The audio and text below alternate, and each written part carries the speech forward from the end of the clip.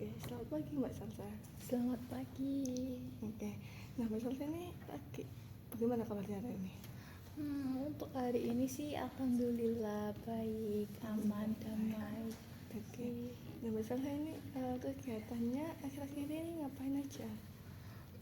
Akhir-akhir ini saya sering banyak belajar hal-hal baru.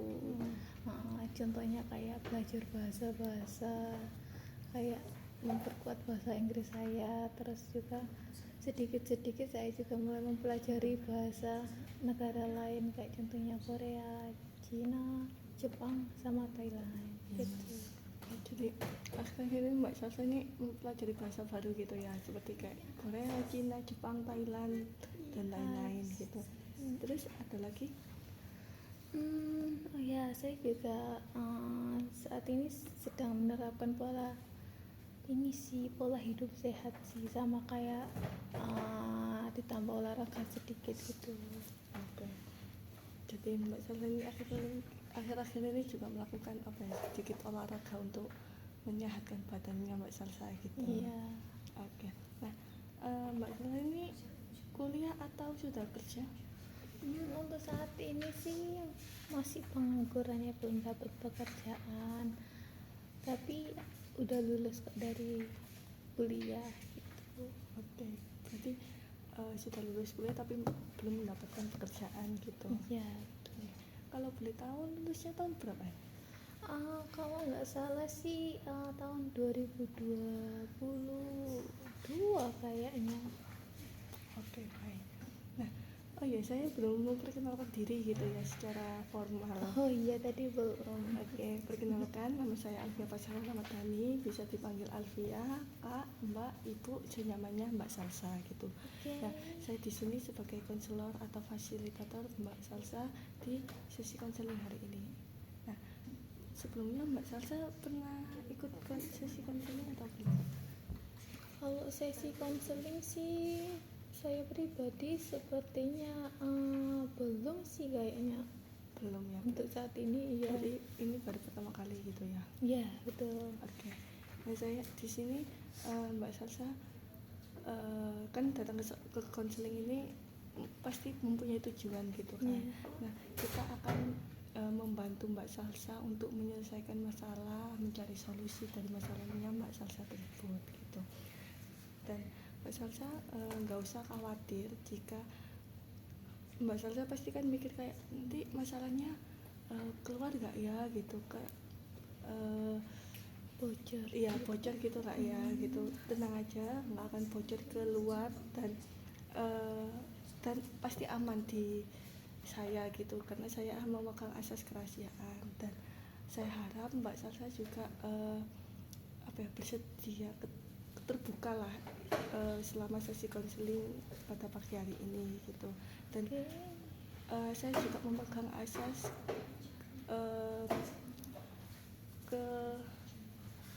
kesukarelaan. Jadi Mbak Salsa kesini sukarela kan datangnya?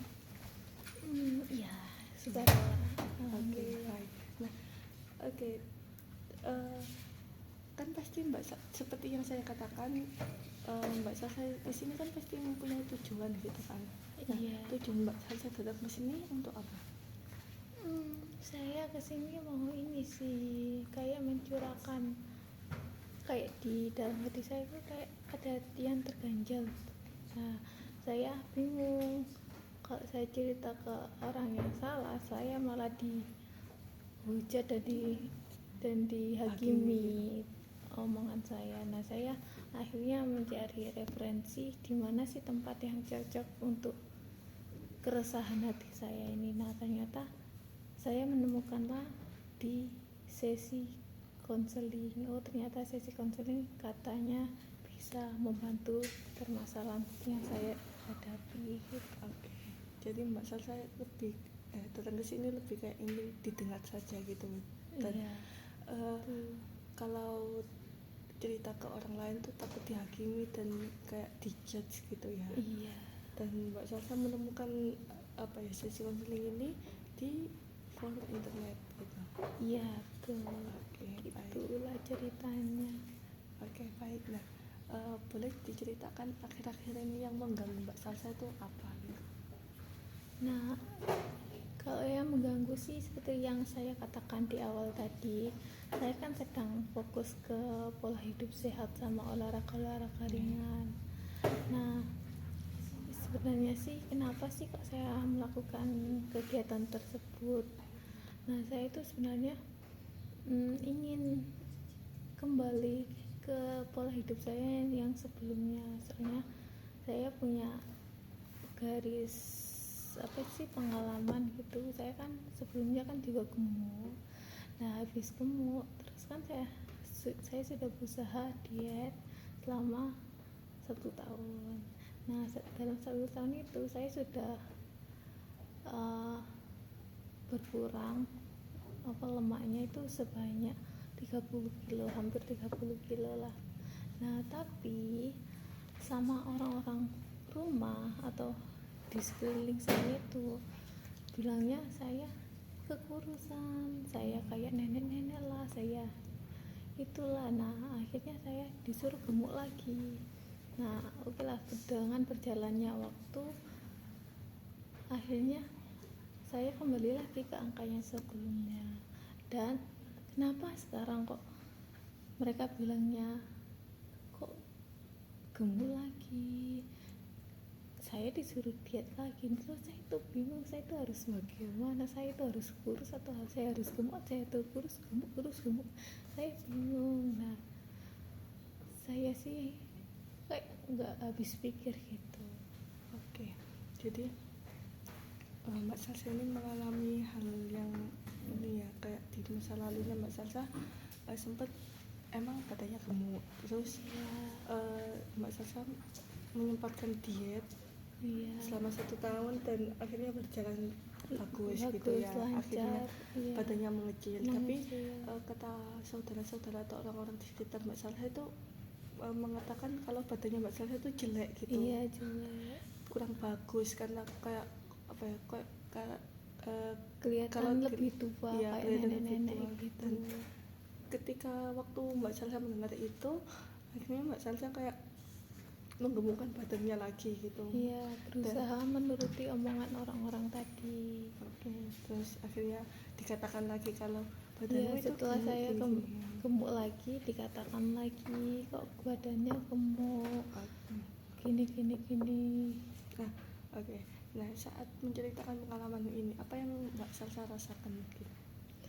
Kalau dari saya sih jujur agak kayak gimana gitu ya, kayak nggak rela usaha yang telah saya lakukan selama 1 tahun, kayak diet dan menjalankan pola hidup sehat.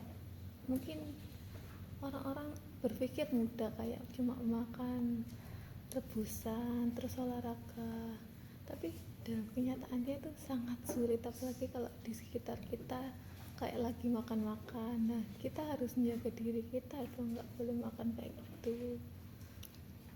Tapi mereka kayak menganggap itu hal yang enteng gitu, cuma gitu aja. Padahal sesulit itu, kayak aku nggak expect aja sih kayak mereka bisa bilang kayak gitu. Nah, terus setelah kurus saya berusaha menggemukkan lagi, dan itu kayak ada proses kayak pikiran yang memberontak sih, antara saya tetap ingin kurus sama saya ini menuruti omongan orang lain gitu. Nah, akhirnya setelah saya berantem dengan pikiran saya, dan akhirnya saya memutuskan untuk gemuk lagi. Nah, setelah gemuk lagi, kenapa mereka juga berkata hal yang sama seperti waktu saya kurus, kayak kamu jelek, kamu kok tambah gemuk, gini. Aku nggak expect gitu. Jadi Mbak Salsanya merasakan kayak nggak rela gitu ya, sudah kayak berusaha mati-matian dengan makan kayak rebus-rebusan, tapi bisa Mbak Salsa ini kayak nggak dihargai. Dan Iya, apa ya, kayak orang-orang itu nggak tahu kalau perjuangannya Mbak Salsa itu seberat itu. Dan seenaknya kayak mengatakan hal yang apa ya, jelek ke Mbak Salsa gitu. gemuk ke kurus pun susah, kurus ke gemuk pun susah. tapi dihujat terus gitu. Oke, baik. Nah, ketika mendengar kayak komentar mengenai tubuhnya Mbak Salsa nih, apa yang biasanya muncul di pikirannya Mbak Salsa? Yang pertama sih rasa kecewa sih pasti nomor satu, terus sama kayak putus asa aja sih gitu. Dua perasaan itu selalu melingkupi kehidupan saya, kayak terus saya harus kayak bagaimana biar bisa divalidasi sama orang-orang lain. Oke, yang pertama tadi Mbak Salsa mengatakan kecewa. Iya. Yang kedua putus asa gitu ya. Kayak Mbak Salsa ini sebenarnya butuh validasi, tapi orang-orang itu kayak menghiraukan gitu ya. Iya, menghiraukan. Oke. Nah, ini terjadi nggak waktu misalnya orang-orang ini mengatakan hal yang tidak enak? Apakah di dirinya Mbak Salsa ini masih baik-baik saja atau kayak merasa sesak atau kayak gimana? Sejujurnya saya mengalami ini sih agak tremor sih, kayak pikiran saya kalut gitu. Jadi Mbak Salsa merasakan di tubuhnya Mbak Salsa ini tremor gitu ya, Iya. dan kayak apa ya, kalut akan omongan orang-orang. Iya, jadi terus kekalutan itu akhirnya berdampak pada rasa percaya diri saya yang perlahan-lahan menggerogoti tubuh saya, dan akhirnya saya kepercayaan diri saya sekarang hanya tinggal sedikit aja sih. Oke. Gara-gara omongan orang itu kan Iya. menggerogoti percaya dirinya Mbak Salsa gitu.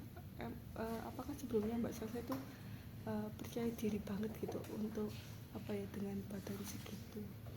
Kalau dikatakan percaya diri, saya mengalami apa ya, kayak mulai percaya pada diri saya dan kayak percaya banget gitu waktu saya kurus sih, kayak emang itu apa ya, impian saya dari kecil, saya pengen kurus, itu akhirnya tercapai kan. Itu kan otomatis akhirnya percaya dirinya sangat menaik signifikan kan. Nah, setelah kejadian itu akhirnya perlahan-lahan dengan mulai bertambahnya berat badan saya, akhirnya percaya diri saya turun secara pelan-pelan. Oke. Jadi badan kecil itu impiannya Mbak Salsa sejak dini gitu ya. Soalnya sejak dini emang Mbak Salsa nih badannya emang besar gitu. Iya, emang jadi dari waktu- kecil besar, gemuk daripada anak-anak lainnya gitu. Oke. Nah, terus waktu udah badannya kurus akhirnya badannya meningkat gitu. Jadi Iya. soalnya kan emang badan kurusnya ini kan di apa ya, di impiannya Mbak Salsa sejak dulu gitu. Iya. Terus waktu orang-orang kayak bilang kalau badannya ini jelek atau gimana, Mbak Salsa ini badannya menurun secara perlahan gitu. Iya. Itu untungnya nggak drastis gitu ya. Ya, Misal kayak langsung down gitu. enggak lah. Waktu awal-awal sih, waktu ada pergulatan antara keinginan dan apa ya, kayak rasionalitas. Nah, itu sebenarnya langsung down, tapi dari down itu akhirnya perlahan-lahan pelan-pelan gitu seiring bertambahnya berat badan. Oke. Nah, di saat kayak Mbak Salsa mengalami hal ini tuh, Mbak Salsa ini lebih fokus ke dirinya Mbak Salsa sendiri atau penilaian orang lain? Lebih ke penilaian orang lain. Jadi saya ingin menuruti dan ingin kayak apa sih, kayak orang lain ngomong ke saya itu harus saya asisi dan saya lakukan. Jadi kan Mbak Salsa ini tipe-tipe orang yang apa ya, membuat orang Membutuhkan validasi. dan Iya. kayak ingin membuat orang semua itu bahagia gitu. Oke. Baik. Nah, kan Mbak Salsa ini kan nyaman dengan tubuh yang ideal itu kan. Iya.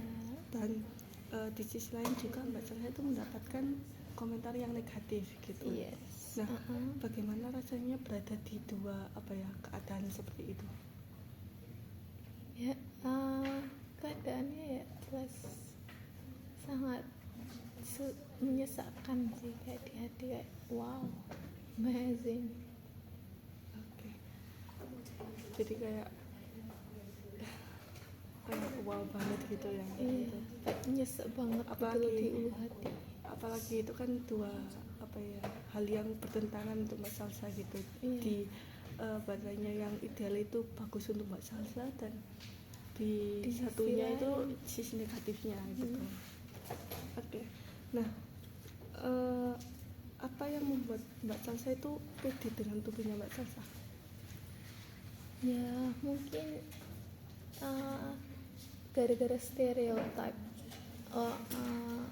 orang-orang milenial, orang-orang teknologi 2.0 ini kan menganggap bahwa cantik itu harus kurus dan orang gemuk itu jelek. Nah itu Jadi gara-gara stereotip gitu ya. ya Kalau orang-orang sekarang. kurus itu cantik dan orang-orang yang kayak agak gemuk itu jelek gitu. Dan saya merasakan beauty privilege itu sangat nyata di dunia masyarakat. Oke. Kalau kita cantik kurus itu kita bakal kayak diperhatikan dan divalidasi lah, sedangkan orang-orang yang gemuk itu rata-rata kayak dicemooh. Oke. Kan katanya Mbak Salsa waktu dapat apa ya? Dapat di saat badannya Mbak Salsa ini ideal dan itu kan kayak di apa ya? Di nomor satukan gitulah istilahnya. Kalau di badannya Mbak Salsa yang gemuk itu bakal kayak diabaikan gitu. Iya, diabaikan. Itu terjadi waktu kapan itu Mbak? Ya terjadi waktu saya gemuk. Nah maksudnya kayak waktu kuliah atau kayak gimana?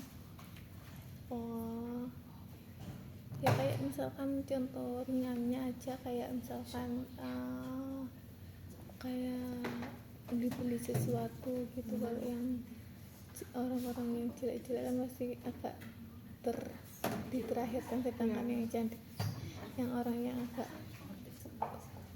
beauty biasanya didahulukan.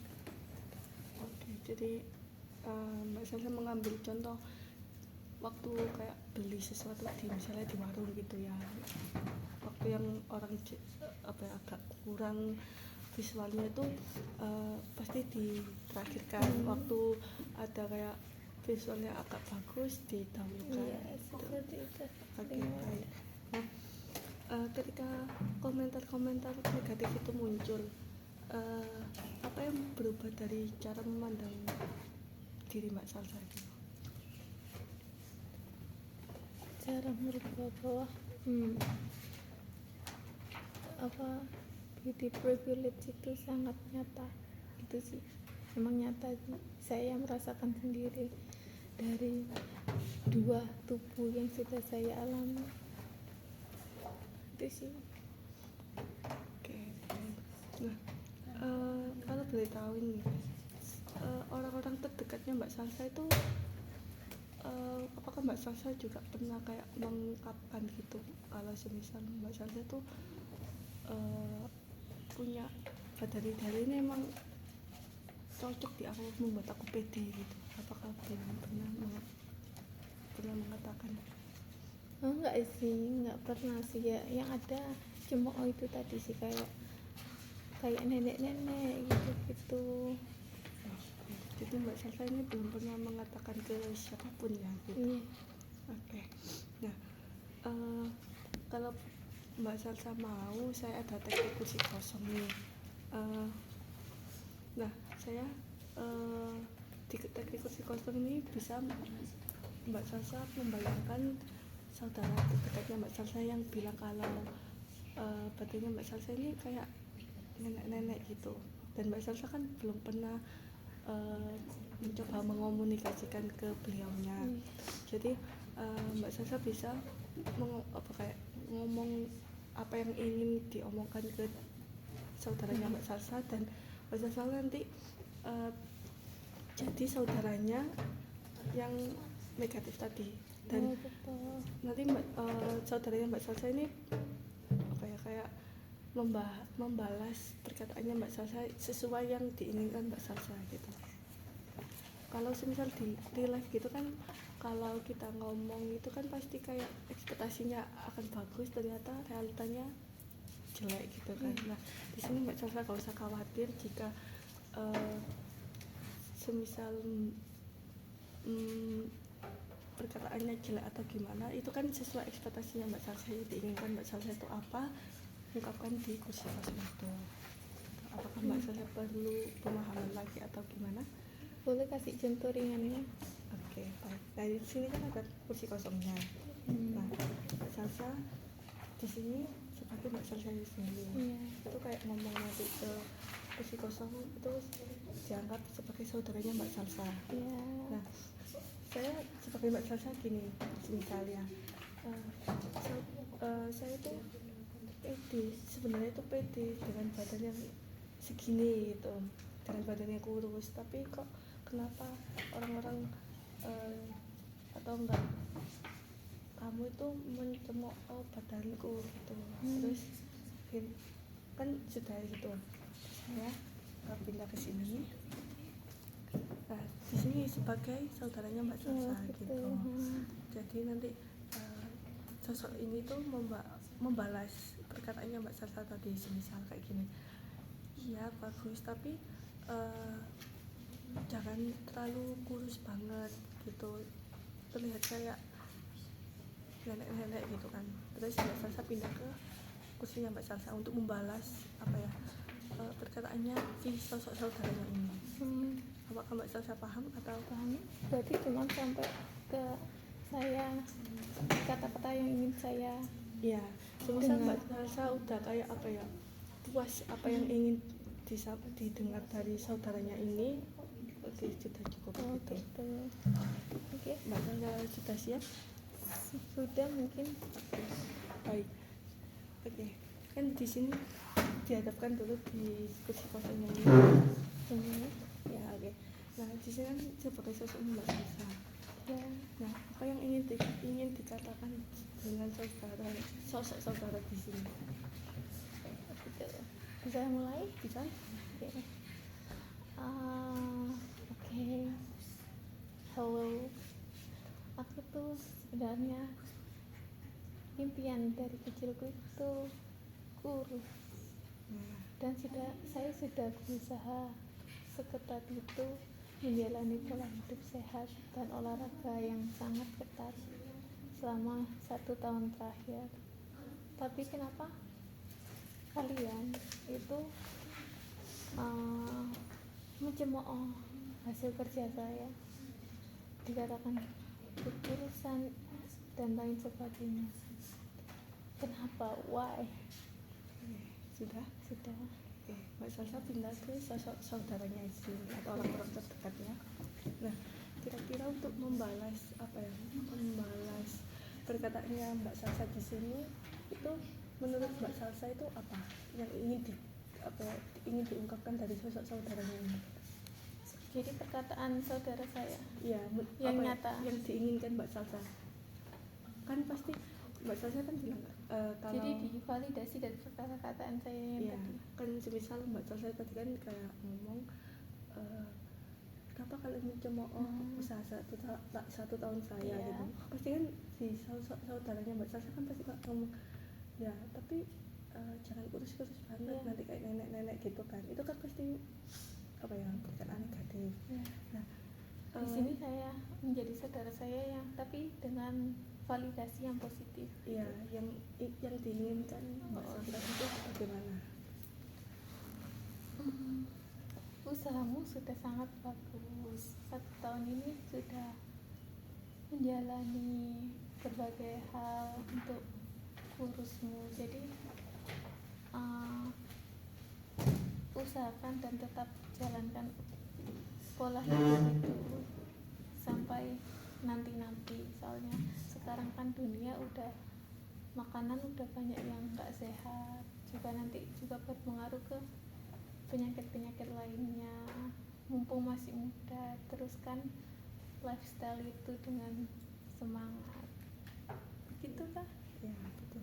Bahkan dari Mbak perkataannya saudaranya tadi, ada ingin Mbak Salsa balas? Kalau ada, pindah ada ke mungkin. pindah ke sosok Mbak Salsanya. Oke, sekarang ungkapkan apa yang ingin diungkap dari Mbak Salsa untuk membalas pernyataan saudaranya tadi. Oke, terima kasih. Inilah jawaban yang aku inginkan selama ini. Jadi terima kasih sudah mendukung semua kegiatan saya dan usaha saya selama ini. Insya Allah akan saya lanjutkan lifestyle ini sampai ke masa depan. Itu terima kasih. Oke, sudah. Sudah. Oke. Bagaimana perasaannya Mbak Salsa setelah mengikuti teknik kursi kosong ini? Lega ya rasanya. Lega. Ya, ternyata validasi yang positif itu sangat penting. Jadi kayak mungkin untuk di kehidupan yang padat ini mungkin nggak seberapa, tapi kayak di psikisnya yang lebih kayak nyaman gitu. Akhirnya ternyata usaha saya divalidasi. Oke. Kayak lega gitu. Oke, lega. Dan emang kata-kata yang Mbak Salsa ucapkan tadi itu yang diinginkan Mbak Salsa selama ini gitu ya. Oke, baik. Nah, Mbak Salsa sendiri emang sudah lega banget ya? Ya, alhamdulillah lega sangat. Oke. Nah, dari kan tadi Mbak Salsa juga sudah melakukan teknik tadi kan. Apakah ada usaha kecil untuk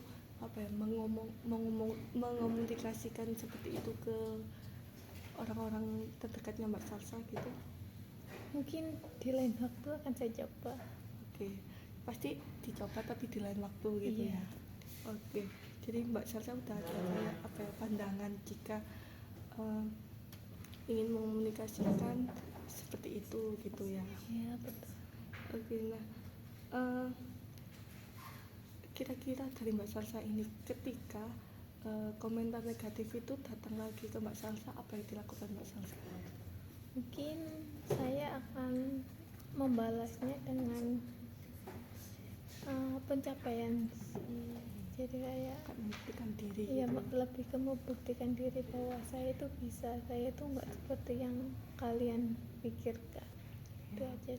Betul sekali seperti katanya Mbak Salsa, apalagi kan kita kan emang butuh pembuktian diri untuk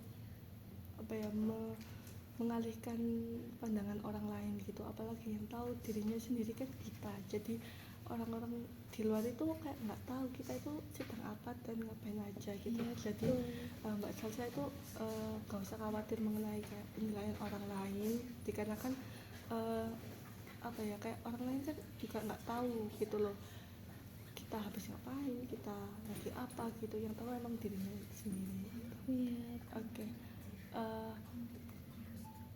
Karena apakah Mbak Salsa masih ingin ada yang diceritakan atau diungkapkan lagi? Sepertinya enggak sih, soalnya sudah sangat lega tadi waktu sesi yang kursi terbalik. Kursi kosong. Oke. Nah, dikarenakan keterbatasan waktu dan Mbak Salsa juga tidak ada yang diungkapkan atau diceritakan lagi, izinkan saya sebelumnya itu bagaimana perasaannya Mbak Salsa atau pengalaman baru apa yang didapat dari setelah mengikuti sesi konseling ini? Perasaannya sih jadi senang, terus plong gitu. Jadi kayak ada sesuatu yang dia tersembunyi, terus akhirnya bisa bebas. Jadi lebih plong dan ada yang hal baru gitu ya. Gitu yang didapat. Nah, sebelum menutup sesi konseling ini, izinkan saya menyimpulkan hasil sesi konseling kali ini gitu. Jadi Mbak Salsa tadi kan mempunyai masalah kalau mengenai tubuhnya Mbak Salsa gitu ya. Waktu dulu Mbak Salsa sempat dapat tubuhnya kurus gitu, tetapi orang-orang mencemooh gitu. Dan waktu Mbak Salsa mengikuti kata orang lain, tetapi orang-orang lain tuh justru lebih mencemooh gitu ya, kenapa kok badanmu tambah besar gini gitu. Dan Mbak Salsa sempat tadi mengikuti sesi kursi kosong tadi, dan saya merasa lega gitu dengan apa yang diucapkan oleh sosok saudaranya Mbak Salsa gitu. Iya, benar. Dan Mbak Salsa juga mendapatkan pengalaman baru dengan mengikuti teknik kursi kosong ini gitu. Apakah benar begitu Mbak? Atau Ya. ada tambahan? Ya, betul, sangat betul sekali ya. Oke, dikarenakan sudah cukup ya dan waktunya juga sudah mau habis, saya akhiri sesi konseling ini. Oh ya, saya juga berterima kasih kepada Mbak Salsa karena keterbukaannya Mbak Salsa dan sangat bagus untuk mengikuti teknik tadi gitu, dan saya sangat mengapresiasi Mbak Salsa gitu.